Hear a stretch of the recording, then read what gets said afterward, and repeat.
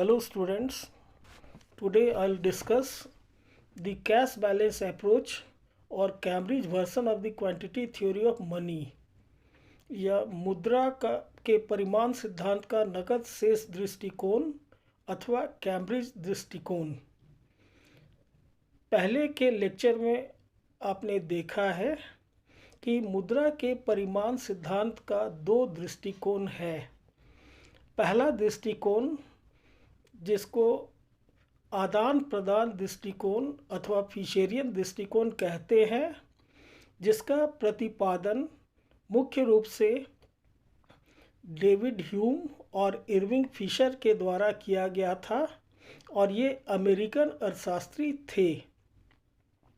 दूसरे दृष्टिकोण जिसको नकद शेष दृष्टिकोण अथवा कैम्ब्रिज दृष्टिकोण कहते हैं, इसकी व्याख्या करने का श्रेय मुख्य रूप से इंग्लैंड के अर्थशास्त्रियों मार्शल, पीगू, रॉबर्टसन तथा किन्स को जाता है।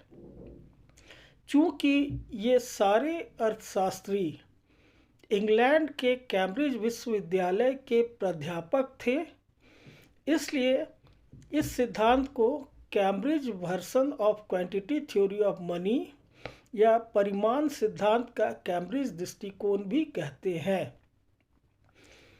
इस दृष्टिकोण के समर्थकों ने भी मुद्रा के मूल्य के निर्धारण के लिए यह विचार व्यक्त किया था कि जिस प्रकार वस्तुओं और सेवाओं के मूल्य का निर्धारण उसकी मांग और पूर्ति के द्वारा होता है, ठीक उसी प्रकार मुद्रा के मूल्य का निर्धारण भी उसकी मांग और पूर्ति के द्वारा किया जाना चाहिए।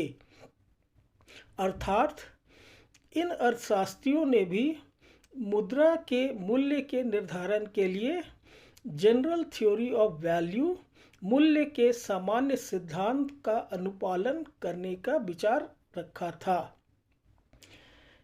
यहाँ पर फिशरियन दृष्टिकोण और कैम्ब्रिज दृष्टिकोण में मुद्रा के कार्यों को लेकर अंतर पाया जाता है। फिशर ने जहाँ मुद्रा को सिर्फ क्रय विक्रय का माध्यम माना था, उसके विपरीत आदान नकद शेष दृष्टिकोण में या कैम्ब्रिज दृष्टिकोण में मुद्रा को मूल्य के संचय के रूप में महत्व दिया गया है। इस सिद्धांत में मुद्रा की मांग का तात्पर्य मूल्य के संचय के रूप में मुद्रा की मांग से होता है। इन अर्थशास्त्रियों के अनुसार मुद्रा को हम तीन तरीके से प्रयोग में ला सकते हैं।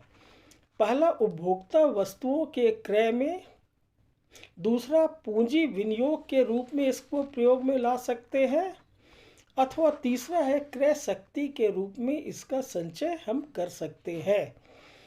तो इन अर्थशास्त्रियों ने मुद्रा के तीन प्रयोगों की चर्चा की थी और मार्शल का विचार था कि मुद्रा की मांग क्या होगी, ये आय के स्तर पर निर्भर करता है।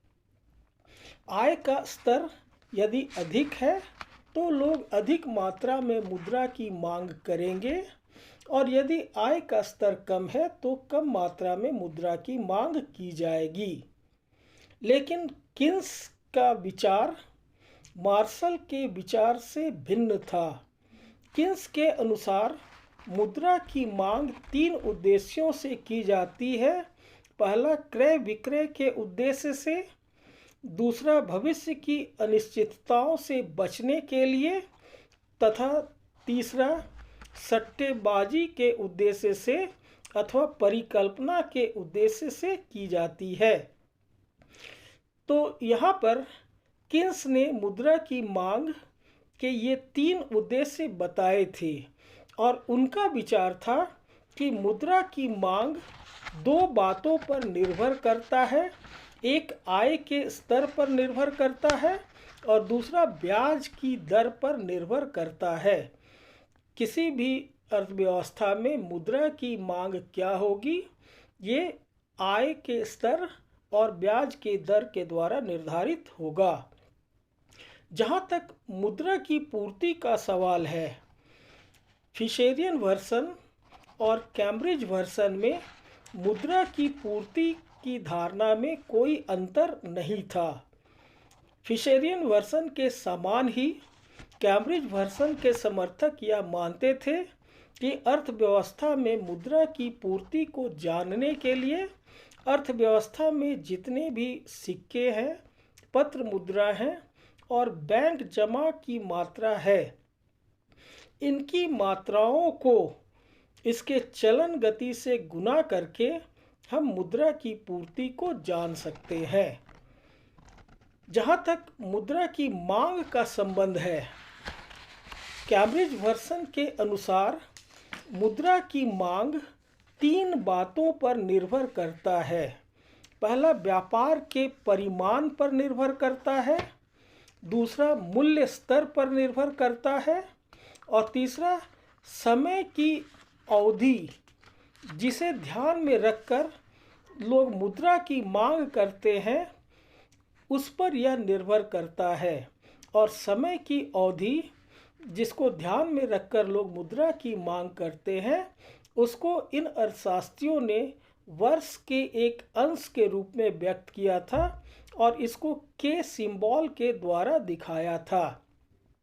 तो इस प्रकार इन अर्थशास्त्रियों के अनुसार जहाँ पर मुद्रा की मांग और मुद्रा की पूर्ति की रेखाएं एक दूसरे को काटेंगी, वहीं पर मुद्रा के मूल्य का निर्धारण होगा। इन अर्थशास्त्रियों ने अपने इस सिद्धांत को रेखा चित्र के द्वारा दिखाया था। यहाँ पर इस रेखा चित्र में मुद्रा की मांग और पूर्ति को OX रेखा पर और आय तथा मूल्य स्तर को OY रेखा पर दिखाया गया है। किसी भी समय में मुद्रा की पूर्ति निश्चित रहती है, इसलिए मुद्रा की पूर्ति की रेखा को MM1 के द्वारा दिखाया गया है। पहले डायग्राम में मुद्रा की पूर्ति को MM1 के द्वारा दिखाया गया है और प्रारंभ में मुद्रा की मांग LL1 के द्वारा दिखाया गया है जो MM1 को P1 बिंदु पर काटती है। इसलिए मूल्य स्तर MP1 निर्धारित होता है और आय का स्तर यहाँ पर OY1 के बराबर है। जब मुद्रा की पूर्ति स्थिर रहती है लेकिन मुद्रा की मांग बढ़ जाती है तो मुद्रा की मांग की रेखा LL1 से हटकर L2 L3 नीचे की ओर आ जाएगा, क्योंकि जब अधिक मात्रा में लोग भविष्य की आवश्यकताओं की पूर्ति के लिए मुद्रा की मांग करेंगे तो रेखा नीचे की ओर शिफ्ट करेगा, जबकि मुद्रा की पूर्ति की रेखा पूर्ववत MM1 के बराबर ही है। तो अब मुद्रा की मांग के बढ़ जाने से मुद्रा की मांग की रेखा पूर्ति की रेखा को P2 बिंदु पर काटती है। इसलिए नया मूल्य स्तर MP2 और आय का स्तर OY2 निर्धारित होता है। अर्थात जब मुद्रा की पूर्ति अगर स्थिर है लेकिन यदि मुद्रा की मांग पहले से बढ़ जाती है तो मूल्यों में कमी होगा। इसके बाद दूसरी रेखा चित्र में आप देख सकते हैं कि मुद्रा की मांग को यहाँ भी मांग और पूर्ति को OX रेखा के द्वारा दिखाया गया है तथा आय एवं मूल्य स्तर को OY रेखा के द्वारा दिखाया गया है। प्रारंभ में मुद्रा की पूर्ति MM1 के बराबर है और मांग की रेखा LL1 के बराबर है, जो एक दूसरे को P1 बिंदु पर काटता है। इसलिए मूल्य MP1 तथा IOY1 निर्धारित होता है। अब यदि मान लीजिए कि मुद्रा की पूर्ति को बढ़ाया जाता है, M1 से बढ़ाकर ये M2 M3 के बराबर किया जाता है, लेकिन जब मुद्रा की पूर्ति को बढ़ाया जाता है तो मान लेते हैं कि मुद्रा की मांग में भी उसी अनुपात में वृद्धि हो जाता है जिस अनुपात में मुद्रा की पूर्ति को बढ़ाया गया है, और नई मुद्रा की मांग की रेखा L2 L3 हो जाता है। L2 L3 नई पूर्ति की रेखा M2 M3 को P2 बिंदु पर काटती है और नया मूल्य स्तर M2 P2 निर्धारित होता है। यहाँ पर M2 P2 मूल्य MP1 के बराबर है और I का स्तर OY1 के बराबर है। तो यहाँ पर इस सिद्धांत के समर्थकों के अनुसार यदि अर्थव्यवस्था में मुद्रा की पूर्ति को बढ़ाया जाता है तो भी कोई आवश्यक नहीं है कि मूल्य स्तर में वृद्धि होगा ही। मुद्रा की पूर्ति को बढ़ाने से हो सकता है कि मुद्रा की मांग में उसी अनुपात में वृद्धि हो जाए जिस अनुपात में मुद्रा की पूर्ति को बढ़ाया गया है। तो वैसी स्थिति में मूल्य स्तर में कोई भी परिवर्तन नहीं होगा।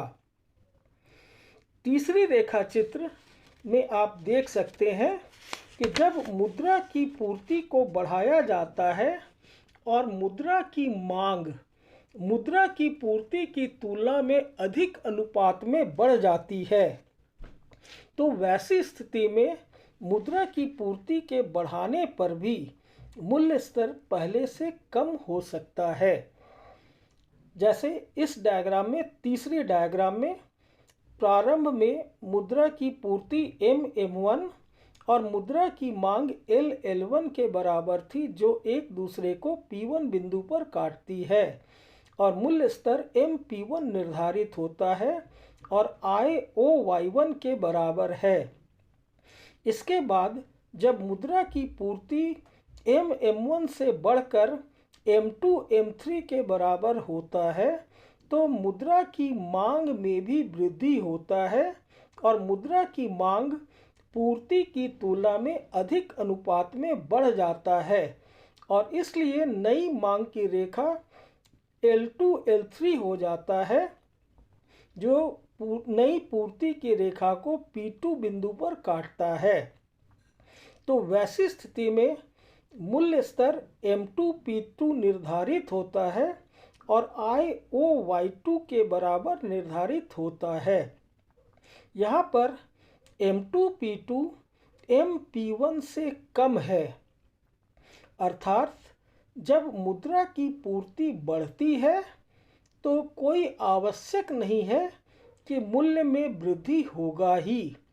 मुद्रा की पूर्ति के बढ़ने से मूल्य स्तर पहले के बराबर रह सकता है या मूल्य स्तर में पहले से कमी भी आ सकती है। मूल्य स्तर में क्या परिवर्तन होगा ये सिर्फ मुद्रा की पूर्ति पर ही निर्भर नहीं करता है, बल्कि यह मांग पर भी निर्भर करता है कि मांग में किस दिशा में परिवर्तन हो रहा है। तो यहाँ पर इस सिद्धांत के समर्थकों ने यह दिखाने का प्रयास किया था कि मुद्रा के मूल्य के निर्धारण में मुद्रा की मांग और पूर्ति का समान महत्व होता है। फिशरियन वर्सन में यह हम लोग देखे थे, निष्कर्ष के रूप में बताया गया था कि मुद्रा की पूर्ति को बढ़ा देंगे तो मूल्य स्तर बढ़ जाएगा और मुद्रा की पूर्ति को घटा देंगे तो मूल्य स्तर में कमी हो जाएगा। लेकिन कैम्ब्रिज वर्सन के समर्थकों के अनुसार मुद्रा की पूर्ति में वृद्धि करने पर भी हो सकता है कि मूल्य स्तर पहले के बराबर हो, क्योंकि मुद्रा की मांग में उसी अनुपात में वृद्धि हो गया है जिस अनुपात में मुद्रा की पूर्ति को बढ़ाया गया है। या फिर एक संभावना यह भी है कि जब मुद्रा की पूर्ति को बढ़ाया जाता है तो जिस अनुपात में मुद्रा की पूर्ति को बढ़ाया गया है उसकी तुलना में मुद्रा की मांग अधिक अनुपात में बढ़ जाए, इसलिए कीमत बढ़ने के स्थान पर पहले की तुलना में कम भी हो जा सकता है। तो यहाँ पर कैम्ब्रिज वर्सन में मुद्रा की मांग और मुद्रा की पूर्ति को समान महत्व दिया गया था। कैम्ब्रिज के अर्थशास्त्रियों ने इस सिद्धांत को समीकरणों के रूप में भी व्यक्त किया है। जैसे मार्शल ने इस सिद्धांत की व्याख्या करते हुए समीकरण दिया है m is equal to K Y. m is equal to K Y.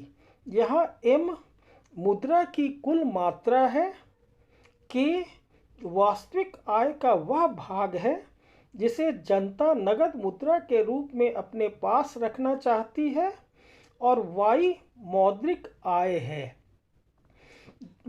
जिस दिशा में मौद्रिक आय में परिवर्तन होता है मूल्य स्तर में भी उसी दिशा में परिवर्तन होता है।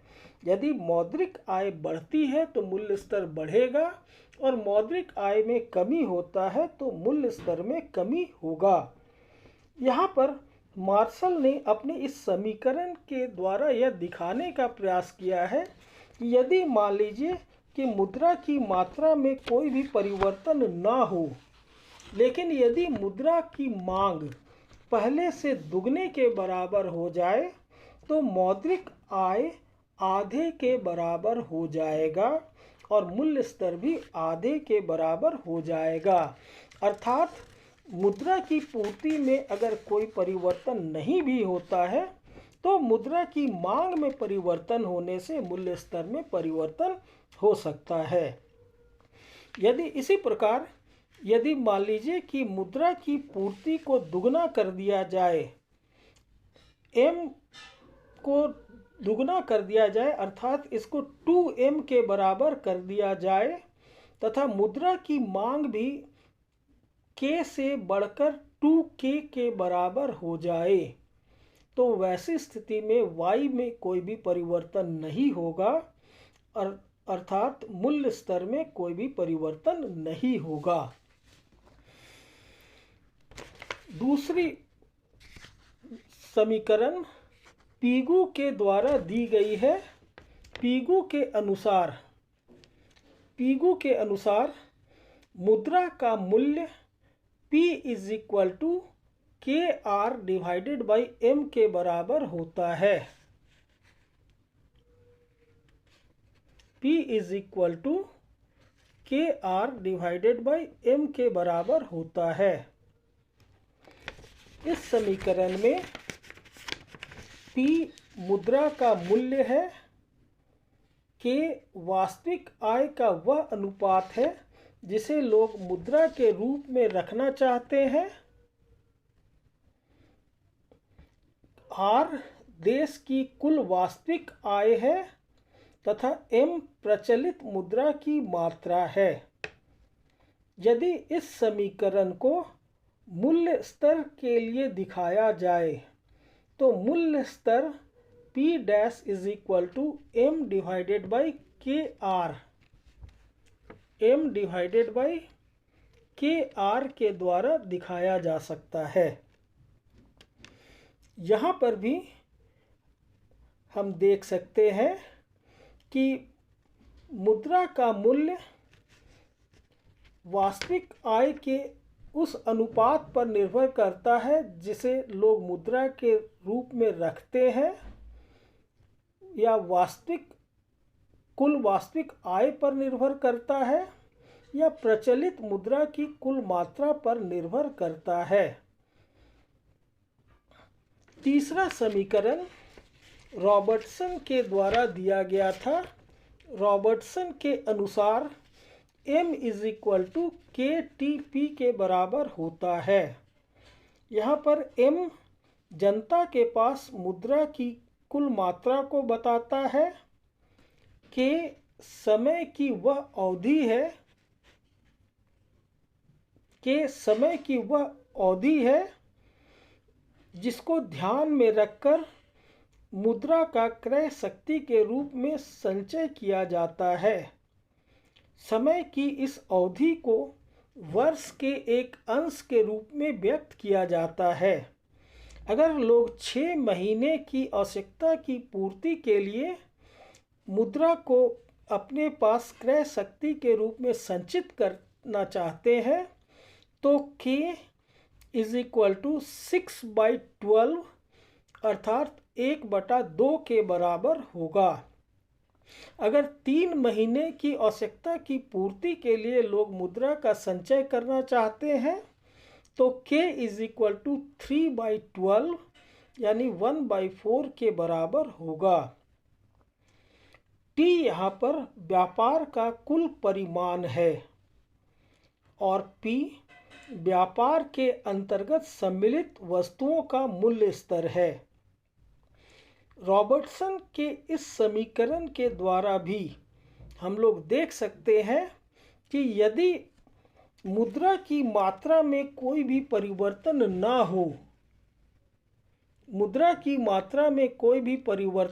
हो, लेकिन यदि मुद्रा की मांग में परिवर्तन होता है तो इसका प्रभाव मूल्य स्तर पर पड़ेगा। जैसे मान लीजिए कि मुद्रा की मात्रा M स्थिर रहती है और मुद्रा की मांग पहले से 2 गुने के बराबर हो जाती है अर्थात K 2K के बराबर हो जाता है तथा T स्थिर रहता है तो प्राइस लेवल P आधे के बराबर हो जाएगा। इसी तरह से यदि मुद्रा की मात्रा स्थिर हो और मुद्रा की मांग पहले से आधे के बराबर हो जाए तो मूल्य स्तर दुगने के बराबर हो जाएगा। तीसरी संभावना है कि यदि मुद्रा की मात्रा को दुगना कर दिया जाए और यदि मुद्रा की मांग में भी दुगने के बराबर वृद्धि हो जाता है तो वैसी स्थिति में मूल्य स्तर में कोई भी परिवर्तन नहीं होगा। इसके बाद किन्स ने भी अपने इस सिद्धांत को समीकरण के रूप में व्यक्त किया था। किन्स ने जो मुद्रा का परिमाण सिद्धांत दिया है उसको रियल बैलेंस इक्वेशन कहा जाता है।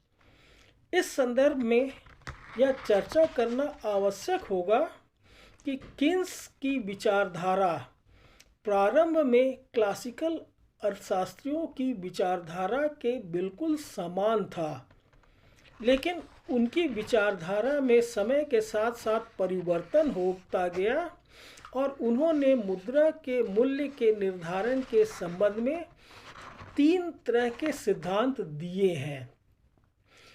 पहली पुस्तक जो ए ट्रैक्ट ऑन मॉनेटरी रिफॉर्म्स है उसमें इन्होंने कैम्ब्रिज वर्सन के समान ही अपना समीकरण दिया था, लेकिन बाद में चलकर उन्होंने अपनी इस विचारधारा की खुद आलोचना की थी और जब उन्होंने एक दूसरा पुस्तक लिखा था ए ट्रीटाइज ऑन मनी तो उस दूसरी पुस्तक में उन्होंने अपने रियल बैलेंस इक्वेशन की खुद आलोचना की थी और वहाँ पर मूल्य निर्धारण के लिए मौलिक समीकरण फंडामेंटल इक्वेशंस ऑफ किन्स दिया था।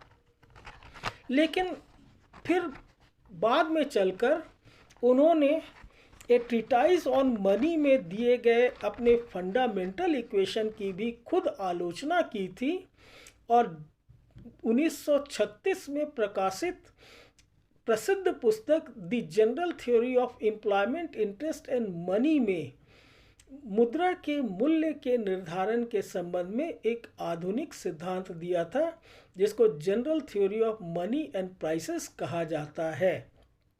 तो वास्तव में किन्स के विचारों में लगातार परिवर्तन होता गया था। प्रारंभ में उन्होंने कैम्ब्रिज वर्सन के समान ही मुद्रा के मूल्य के निर्धारण का सिद्धांत दिया था और इसमें उन्होंने समीकरण के द्वारा इस सिद्धांत की व्याख्या की थी। जैसे किन्स के अनुसार small n is equal to P के बराबर होता है। स्मॉल n प्रचलन में मुद्रा की कुल मात्रा को बताता है। p उपभोग की एक इकाई का मूल्य है तथा k उपभोग की इकाइयों की कुल मात्रा है जिन्हें लोग नगद मुद्रा के रूप में रखते हैं। यहाँ पर किन्स ने k को वास्तविक शेष कहा है या रियल बैलेंस कहा है। बाद में चलकर किन्स ने अपने इस समीकरण में बैंक डिपॉजिट्स को भी जोड़ा था और इसलिए अपने इस समीकरण को परिवर्तित करके उन्होंने एक नया समीकरण दिया था जो था n is equal to P bracket में k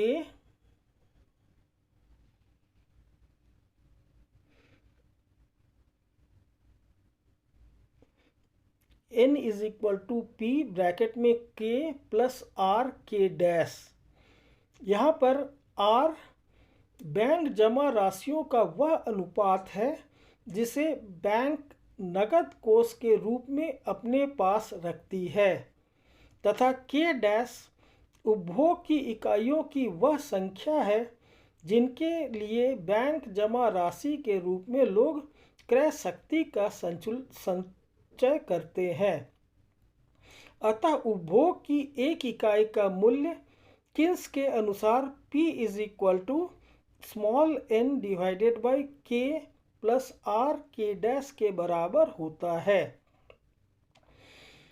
तो इस तरह से हम देखते हैं कि कैम्ब्रिज वर्सन में भी मुद्रा के मूल्य के निर्धारण के लिए वही विचारधारा को अपनाया गया था जो फिशरियन वर्सन में अपनाया गया था। लेकिन फिशरियन वर्सन की तुलना में कैम्ब्रिज वर्सन कई दृष्टिकोणों से अलग है। फिशरियन वर्सन में मुद्रा को सिर्फ विनिमय का माध्यम माना गया था, जबकि कैम्ब्रिज वर्सन में मुद्रा के स्टोर ऑफ वैल्यू मूल्य के संचय के रूप में उपयोग को महत्व दिया गया था।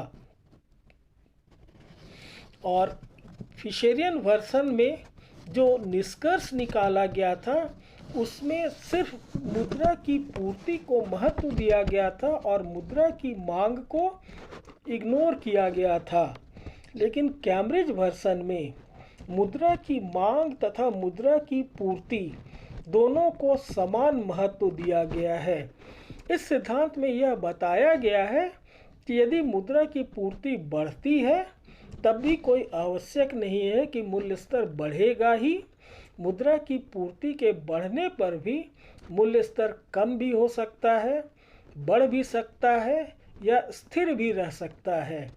मुद्रा की मात्रा में परिवर्तन होने से मूल्य स्तर पर इसका क्या प्रभाव पड़ेगा, ये इस बात पर निर्भर करेगा कि मुद्रा की मांग में किस तरह से परिवर्तन हो रहा है।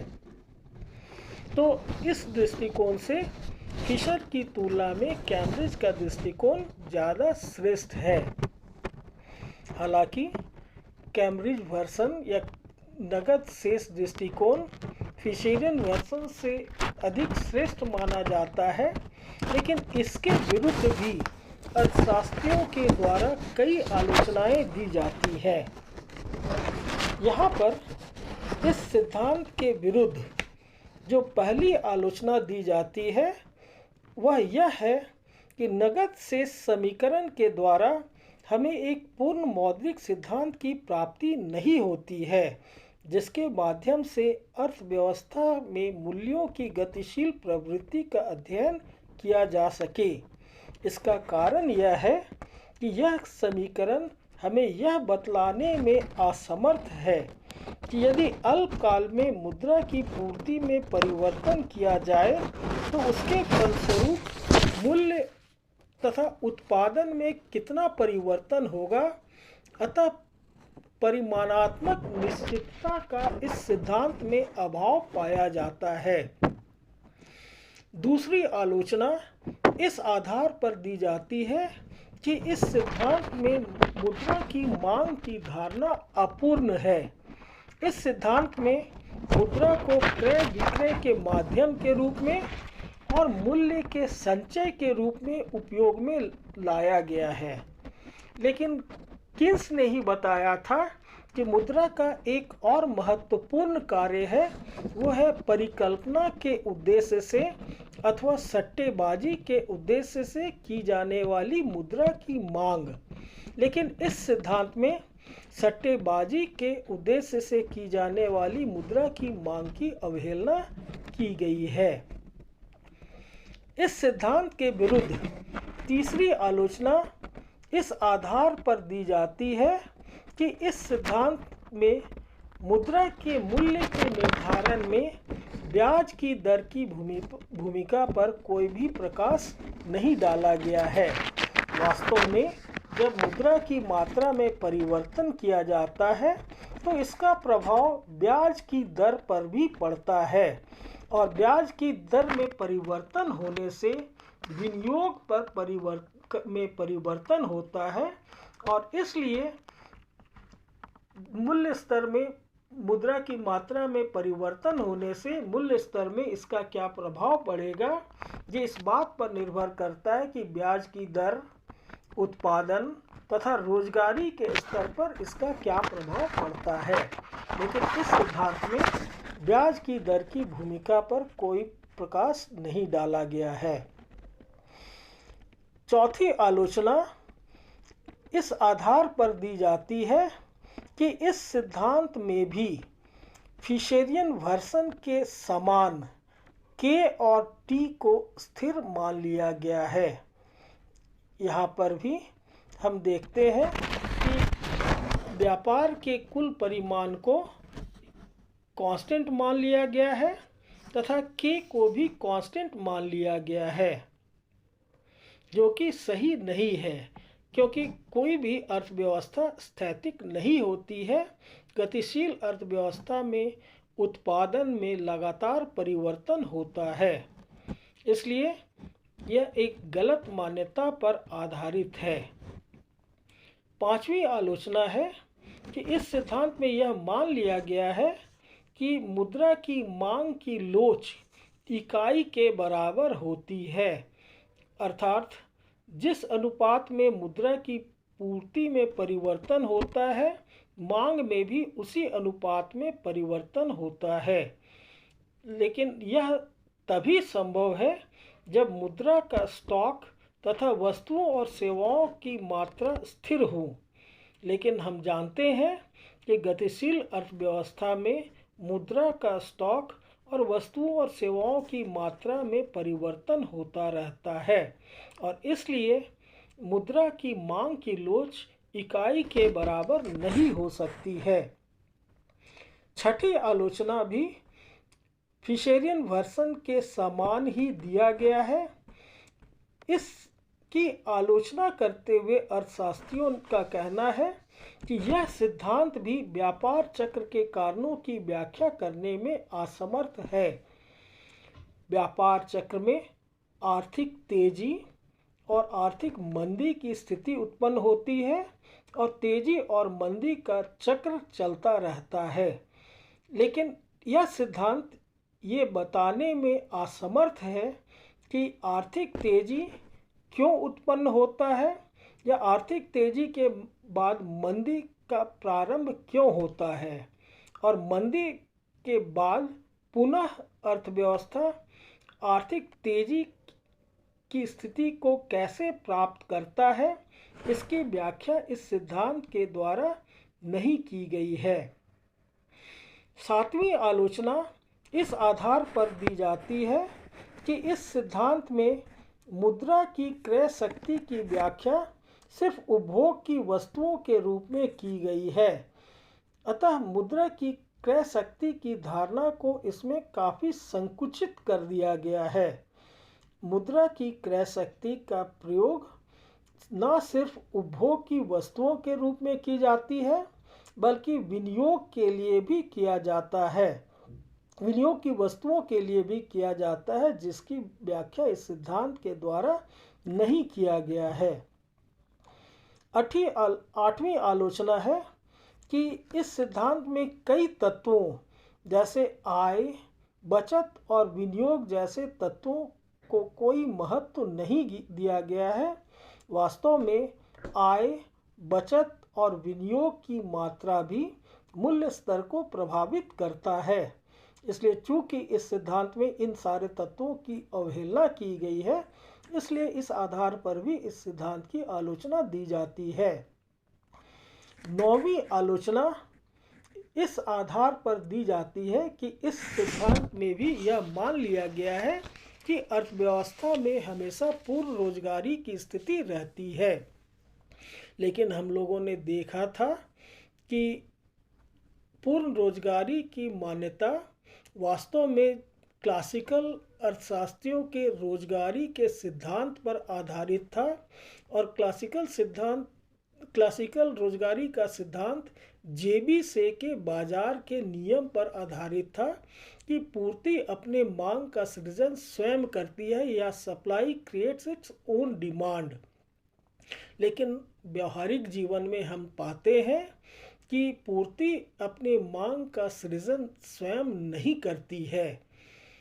जितनी भी मात्रा में वस्तुएं उत्पादित होती है, ये कोई आवश्यक नहीं है कि वो अपने आप बिक जाए।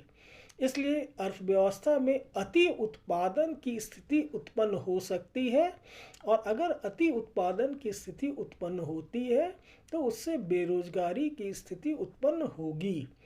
इसलिए कैम्ब्रिज वर्सन की यह मान्यता भी सही नहीं है कि अर्थव्यवस्था में हमेशा पूर्ण रोजगारी की स्थिति रहती है। Thank you.